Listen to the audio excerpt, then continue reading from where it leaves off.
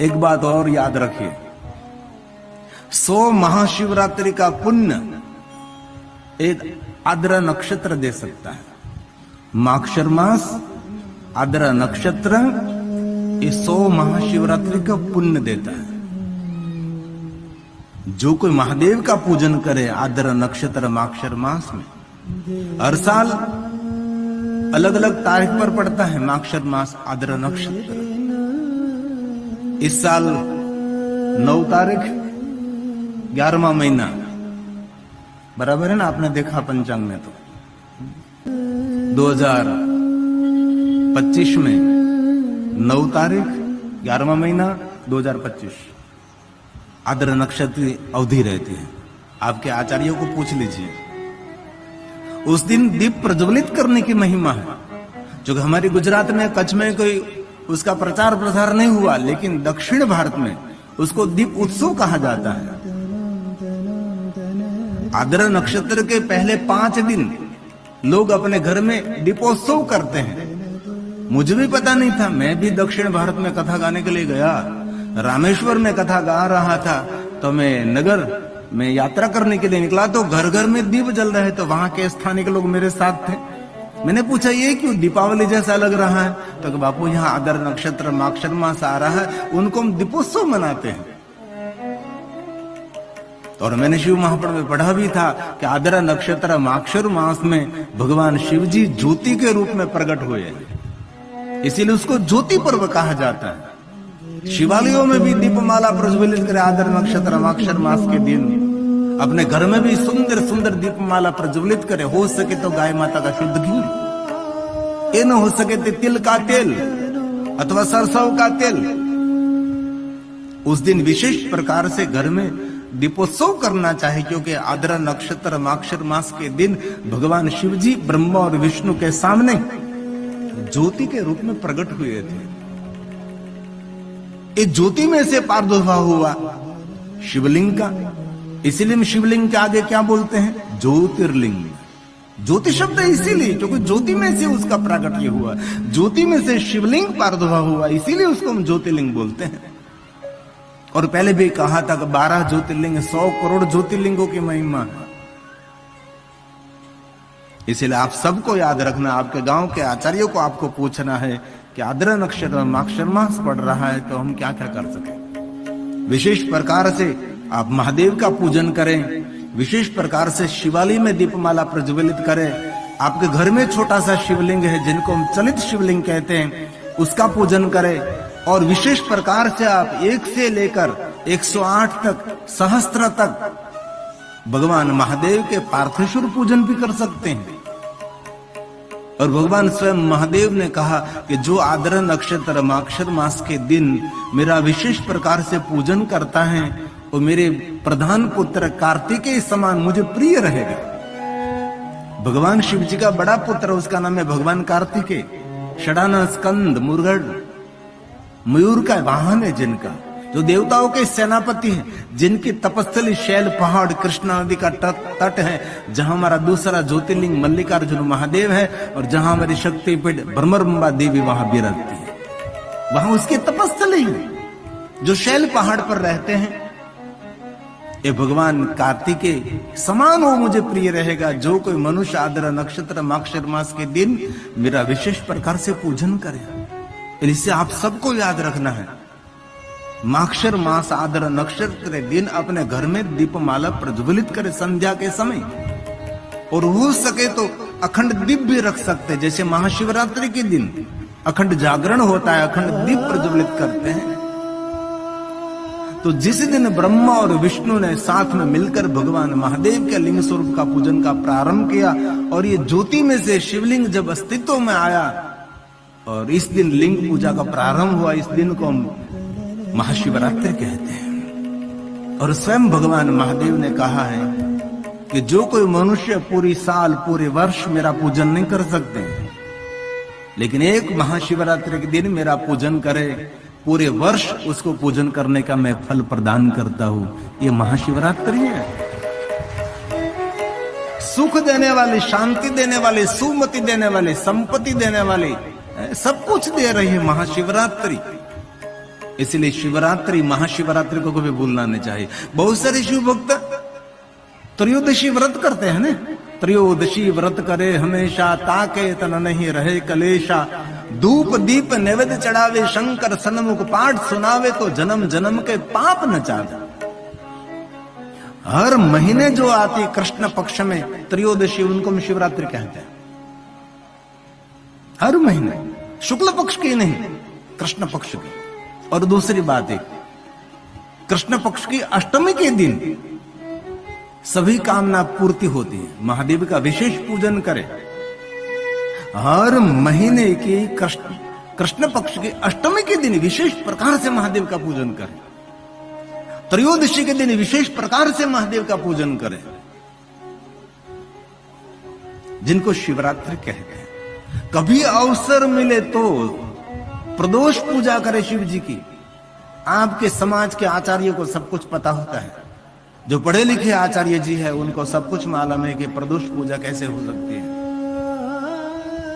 जो प्रदोष पूजा करता है, अपने जीवन के सभी दोषों में से भगवान शिव उनको मुक्त कर देते हैं।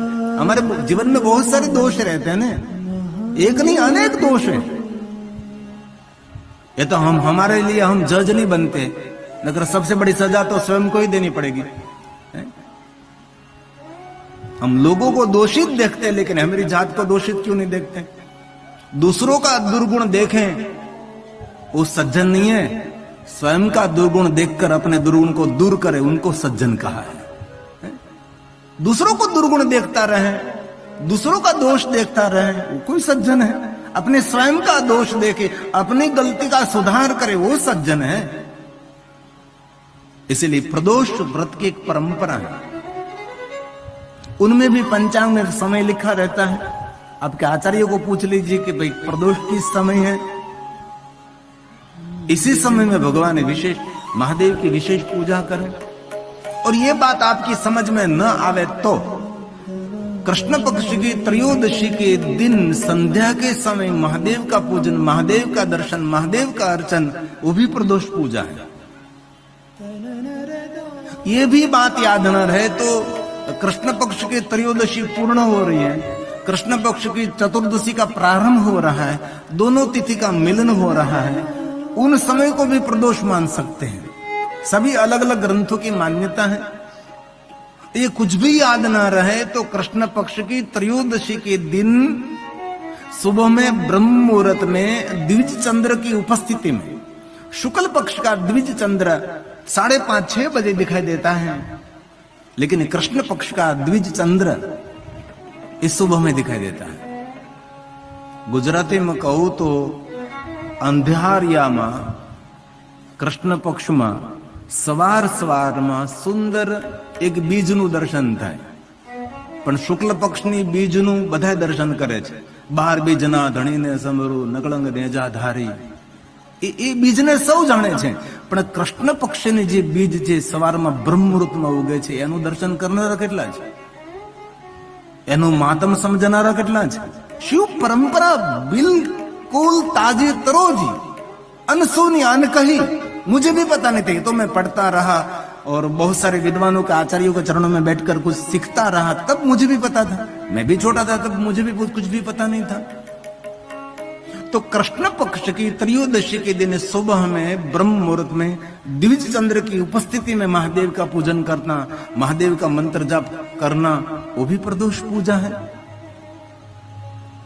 और एक दूसरी बात याद रखने जैसी, मुझे भी कभी कभी चिंता होती है कि कितना ही याद रखेंगे। हर बात कहता हूं याद रखने जैसी, याद रखने जैसी, याद भी कितना रहे। और कभी महाशिवरात्रि के दिन सुबह में जो आपको चंद्र दर्शन हो जाए तो चंद्र दर्शन नहीं है, वो स्वयं शिव जी का दर्शन है। महाशिवरात्रि के दिन सुबह में द्विज चंद्र, तो कार्तिक मास की कृष्ण पक्ष की त्रयोदशी में आपको सुबह में चंद्र दर्शन करना है। द्विज चंद्र, उसके दर्शन का बहुत बड़ा महात्मा ही है, लेकिन बहुत कम लोग, बहुत नहींवत समझो, कोई है ही नहीं। तो महाशिवरात्रि के दिन सुबह में जो चंद्र दर्शन हो जाए तो समझ लेना महादेव का दर्शन हो रहा है। ये चंद्र के सामने बैठकर ओम नमः शिवाय, ओम नमः शिवाय, ओम नमः शिवाय, उसका महात्मा है। गई साल की महाशिवरात्रि हमारी सूरत में कथा थी, तो सुबह सुबह में सुंदर चंद्र दर्शन हुआ था, एकदम पतला सा, महादेव के भाल में जैसे चंद्र है, बीमार चंद्र है, शिशु चंद्र, किशोर चंद्र, चंद्रशेखराय नमः, एकदम छोटा सा चंद्र है, महादेव ने अपने भाल में धारण किया। चंद्र की उपासना से हमारा प्रथम ज्योतिर्लिंग सोमनाथ महादेव भी है। तो याद रखना हम सबको, कथा श्रवण करके कुछ नवीनीकरण करना है, कथा श्रवण करके कुछ नया सीखना है, हमको परिवर्तन भी करना है, स्वभाव में, व्यवहार में, वाणी में, विचारों में। जहां तक हम परिवर्तन नहीं करेंगे वहां तक कुछ नया आवर्तन नहीं होगा। कथा श्रवण करने के बाद कुछ जीवन में दिखाई देना चाहिए कि भाई हमने 9 दिन कथा सुनी, तो 9 दिन में हमने क्या ग्रहण किया, क्या सीखा, हमने क्या अनुसरण, क्या परिवर्तन हुआ। लेकिन कथा श्रवण करके और कुछ आप न सीखे तो कथा श्रवण करने के बाद एक बात का नियम लीजिए, मैं कम बोलूंगा, मैं ज्यादा से ज्यादा मौन रहूंगा। मौन रहने से आयु भी बढ़ती है, कीर्ति भी बढ़ती है, चेहरे का तेज भी बढ़ता है। मौन सबसे बड़ी साधना है। महादेव ने बहुत सारे व्रतों की श्रृंखला में कहा कि भवानी मुझे मौन बहुत प्रिय है, इसलिए कभी अन्न का उपवास न हो सके तो वाणी का उपवास करें। इस समय महादेव ने कहा वाणी का उपवास करें, और वाणी का उपवास न हो सके तो कभी कभी मोबाइल का भी उपवास करें। एक दिन मोबाइल नहीं मैं करूंगा, ये भी मोबाइल उपवास है, कलयुग का उपवास है। पूरे मोबाइल का उपवास न हो सके तो ऐसा करो कि आज के दिन फेसबुक का उपवास है, मुझे फेसबुक आज के दिन में नहीं देखूंगा। ये भी उपवास न हो सके तो एक दिन के लिए कहे व्हाट्सएप उपवास है मेरा। ऐसे भी व्रत आएंगे, डिजिटल व्रत जिनको कहा जाता है, डिजिटल व्रत।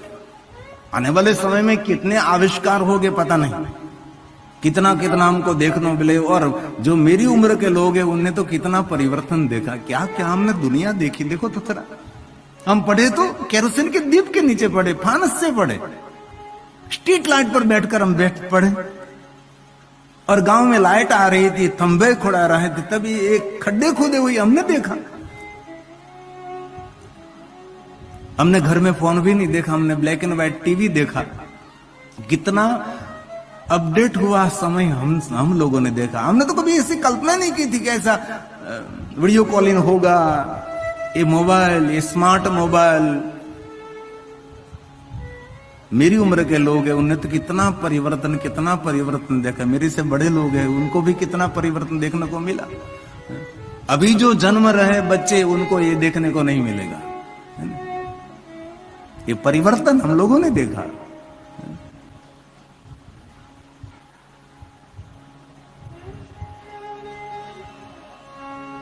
इसलिए वाणी का उपवास कर। आज से दृढ़ संकल्प करें, मैं कम बोलूंगा, मैं मौन रहूंगा।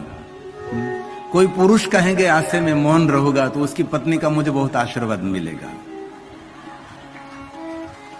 और कोई बहन आज से नियम धारण करेगी कि मैं आज से मौन रहूंगा, मौन रहूगी, तो उसके पति का मुझे करोड़ों आशीर्वाद मिलेगा। क्योंकि असंभव है ना, पुरुष तो मौन रह सकता, लेकिन ये पार्टी के पक्ष जो मौन हो जाए, कितना आनंद हो जाए। भगवान शिव जी को मौन प्रिय है, इसलिए आज से हम संकल्प करेंगे ज्यादा से ज्यादा मौन रहेंगे। और दूसरा संकल्प करेंगे आज से हम शांत रहेंगे। कथा श्रवण करने के बाद आजू बाजू सभी लोगों को हमारा परिचय होना चाहिए, मेरे जीवन में कुछ परिवर्तन हुआ है, एकदम शांत हो जाएंगे। सामने वाला कितना ही उग्र हो, कितना उग्र हो, लेकिन आपको शांत रहना है, ये आपका परिचय है। और तीसरा नियम आज से लेना है, मधुर बोलना है, मिठी वाणी बोलने। सामने वाला कितना ही कटु वाक्य बोले, कितना ही कड़वा बोले, लेकिन आपको आपकी वाणी की मधुरता कभी छोड़नी नहीं है। 3 नियम। और चौथा नियम आज लेना है, हम कभी किसी के बारे में गंदी बात करेंगे नहीं, कभी भी किसी के बारे में गंदी की बात सुनेगी भी नहीं। ये चौथा नियम। 5वां नियम लेना है, आज से हम शुद्ध शाकाहारी रहेंगे।